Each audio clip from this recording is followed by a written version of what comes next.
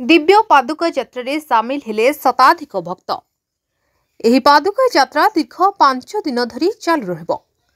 100 रु ऊर्ध्व गाँ परिक्रमा करिबो बाबांको एही दिव्य पादुका रथ।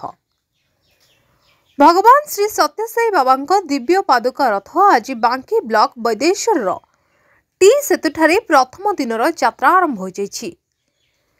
बाबांको सानिध्य पाइबा पई देखिबाको मिलितला भक्तंको समागम।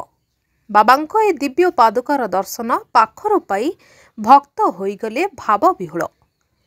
सत्यसाईको एही पादुका यात्रा दीर्घ 5 दिन धरी बांकी अंचलर प्राय 100 रु ऊर्ध्व गाँ परिदर्शन करिवार स्वतंत्र व्यवस्था करिसेंती सत्यसाई समिति बांकी शाखा।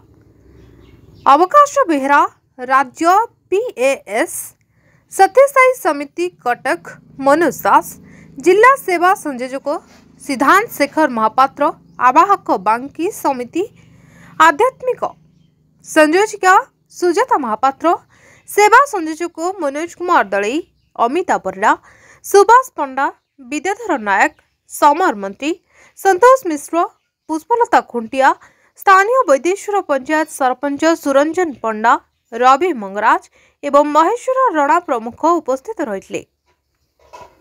बांकी वैदेश्वर मानस रंजन साहू को रिपोर्ट, मणिभद्रा खबर।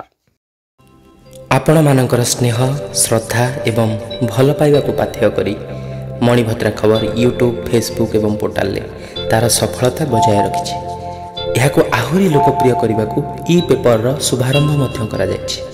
आमको यही भली प्रेरणा एवं सहयोग जोगाइबा सहित लाइक शेयर एवं सब्सक्राइब करंतु।